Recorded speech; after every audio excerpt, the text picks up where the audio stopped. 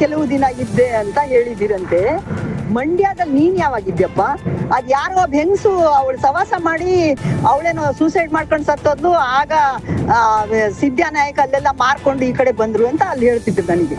ಅಷ್ಟೆಲ್ಲ ಮಾಡಿದಾರ ಅವರು. ಅವ್ರ ನಡವಳಿಕೆನೆ ಸರಿ ಇಲ್ಲ, ಬಹಳ ಲುಚ್ಚ ಅಂತ ಕೂಡ ಹೇಳಿದ್ರು. ಅಂತವೆಲ್ಲ ನಾವು ಸುಮ್ಮನೆ ಇದ್ವಿ, ನಮಗ್ ಗೊತ್ತಿಲ್ಲದ ವಿಷಯ ಯಾಕೆ ಅಂತ. ಅಷ್ಟೆಲ್ಲ ಕತೆ ಮಾಡ್ಕೊಂಡ್ ಮನುಷ್ಯ ನೀನು.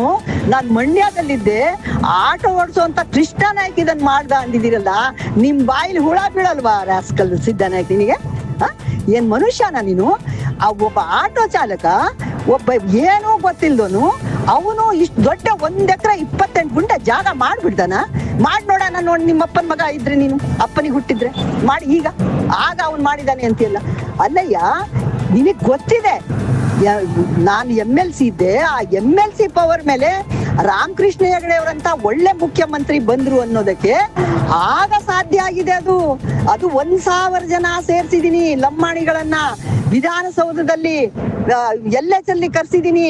ಅವೆಲ್ಲ ಮಾಡಿದ್ಮೇಲೆ ಕಬ್ಬು ಕಡಿಯಕ್ ಬಂದಂತ ಜನ ಸತ್ರು ಸಾರ್ ಅಂತ ನಾನು, ಆ ಗಡ್ಡ ಕೃಷ್ಣ ನಾಯಕ್, ಆಮೇಲೆ MLA ಸೋಮ್ರಾ ನಾಯಕ್, ನಾವುಗಳು ಹೋಗಿ ಕೇಳ್ಕೊಂಡು ಜಾಗ ಕೊಡಿಸಿ ಆ ಕೃಷ್ಣನಿಗೆ ನೀನ್ ನೋಡ್ಕೊ ಅಂತಂದ್ವಿ.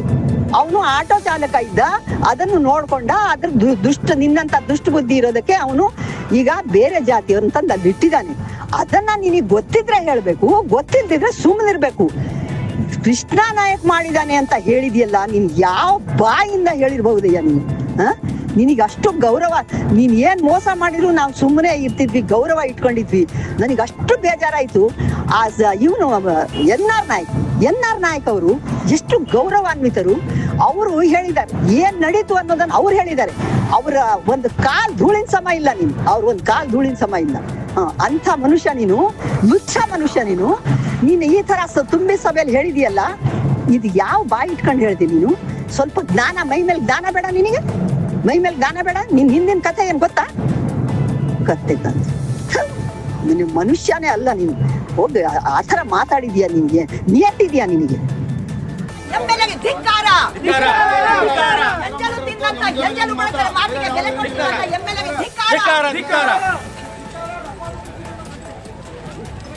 ಅಲ್ಲ, ನಿಮ್ಮಪ್ಪನ ಮನೆಯಿಂದ ತಂದಿದ್ದಲ್ಲ ಬಾಟಲ್ ಬಾಟಲ್